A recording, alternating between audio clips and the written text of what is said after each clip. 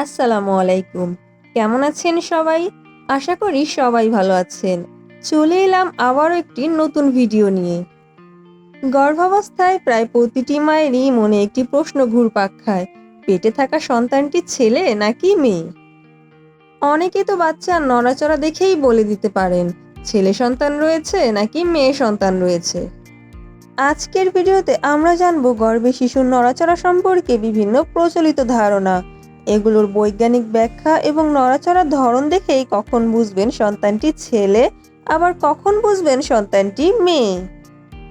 ভিডিওটি না টেনে শেষ পর্যন্ত দেখার অনুরোধ রইল। আশা করি আজকের ভিডিও দেখলে আপনার এই বিষয়ে আর কোনো কনফিউশন থাকবে না। সাধারণত গর্ভের শিশু 7 থেকে 8 সপ্তাহ থেকেই নড়াচড়া শুরু করে, তবে মা সাধারণত সেই নড়াচড়া অনুভব করতে পারেন 16 থেকে 25 সপ্তাহের মধ্যে। প্রথমবার মা হতে যাওয়া নারীরা একটু দেরিতেই অনুভব করতে পারেন।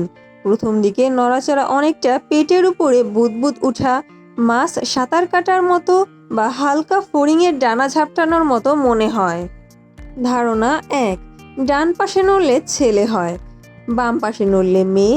এটি সবচেয়ে প্রচলিত ধারণাগুলোর মধ্যে একটি। অনেকেই বলেন শিশুর নড়াচড়া যদি পেটের ডান দিকে বেশি অনুভূত হয় তাহলে ছেলে সন্তান হবে, আর বাম দিকে বেশি নড়লে মেয়ে সন্তান হবে। কিন্তু চিকিৎসা বিজ্ঞানে এর কোনো ভিত্তি নেই। শিশু জরায়ুর ভেতরে বিভিন্ন সময় বিভিন্ন অবস্থানে থাকে, তাই কখনো ডানে, কখনো বামে, কখনো উপরে, আবার কখনো নিচে নড়াচড়া অনুভূত হতে পারে। ধারণা 2, জোরে লাথি মারলে ছেলে সন্তান হবে।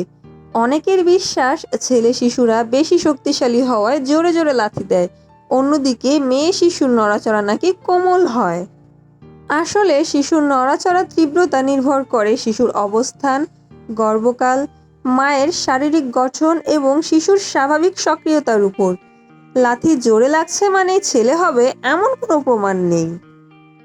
ধারণা 3, বেশি নড়াচড়া মানে ছেলে। কিছু পরিবারে বলা হয় ছেলে শিশু বেশি চঞ্চল হয়, তাই গর্ভে বেশি নড়াচড়া করলে ছেলে হওয়ার সম্ভাবনা বেশি। কিন্তু বাস্তবে ছেলে ও মেয়ে উভয় শিশুই সমানভাবে সক্রিয় হতে পারে। প্রতিটি শিশুর নিজস্ব আচরণ এবং নড়াচড়ার ধরন আলাদা। ধারণা 4, কম নড়াচড়া মানেই মেয়ে। অনেকে মনে করেন মেয়ে শিশুরা তুলনামূলকভাবে শান্ত স্বভাবের হয়, তাই তারা গর্ভেও কম নড়াচড়া করে। এটিও একটি সম্পূর্ণ কুসংস্কার। শিশুর নড়াচড়ার সঙ্গে তার লিঙ্গের কোনো সম্পর্ক নেই। আসলে শিশুর নড়াচড়া কিসের উপর নির্ভর করে আপনি জানেন কি? শিশুর নড়াচড়া বিভিন্ন কারণে কম বা বেশি অনুভূত হতে পারে। যেমন 1, গর্ভের বয়স, গর্ভকাল যত বাড়ে শিশুর নড়াচড়াও তত স্পষ্ট হয়। 2, শিশুর ঘুম, গর্ভে শিশুও ঘুমায়, ঘুমের সময় নড়াচড়া কম অনুভূত হয়। 3, মায়ের অবস্থান, শুয়ে থাকলে নড়াচড়া বেশি টের পাওয়া যায়, কাজের মধ্যে থাকলে কম অনুভূত হতে পারে। 4, মায়ের ওজন, যাদের পেটে চর্বি বেশি থাকে তারা অনেক সময় নড়াচড়া একটু কম অনুভব করেন। 5, প্লাসেন্টার অবস্থান, প্লাসেন্টার সামনের দিকে থাকলে শিশুর নড়াচড়া কিছুটা কম অনুভূত হতে পারে। এখন আমরা জানবো ছেলে না মেয়ে জানার বৈজ্ঞানিক উপায়টা কি। বর্তমান শিশুরা লিঙ্গ নির্ধারণের সবচেয়ে পরিচিত উপায় হলো আল্ট্রাসোনোগ্রাফি। তবে অনেক দেশে এবং অনেক ক্ষেত্রে শুধুমাত্র লিঙ্গ জানার উদ্দেশ্যে পরীক্ষা করা আইনগত সীমাবদ্ধ থাকতে পারে, তাই এসব বিষয়ে চিকিৎসকের পরামর্শ অনুসরণ করা উচিত। গর্ভাবস্থার শেষ দিকে শিশুর নড়াচড়া পর্যবেক্ষণ করা অত্যন্ত গুরুত্বপূর্ণ, কারণ এটি শিশুর সুস্থতার একটি গুরুত্বপূর্ণ লক্ষণ। সাধারণত চিকিৎসকেরা 28 সপ্তাহের পর থেকেই শিশুর নড়াচড়া খেয়াল রাখতে বলেন। চলুন জেনে নেই শিশুর নড়াচড়া কিভাবে জানবেন।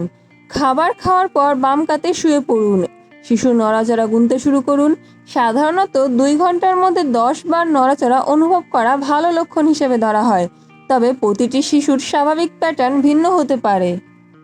প্রিয় মায়েরা, মনে রাখবেন গর্ভের শিশুর নড়াচড়া দেখে ছেলে না মেয়ে নির্ভুলভাবে বোঝা যায় না। ডান পাশে নড়া, বাম পাশে নড়া, জোরে লাথি মারা বা বেশি নড়াচড়া করা, এসবের কোনোটি শিশুর লিঙ্গ নির্ধারণ করে না। সবচেয়ে গুরুত্বপূর্ণ বিষয় হলো শিশুটি সুস্থ আছে কিনা, তাই ছেলে মেয়ে নিয়ে চিন্তা না করে মা ও শিশুর সুস্থতার দিকে মনোযোগ দিন।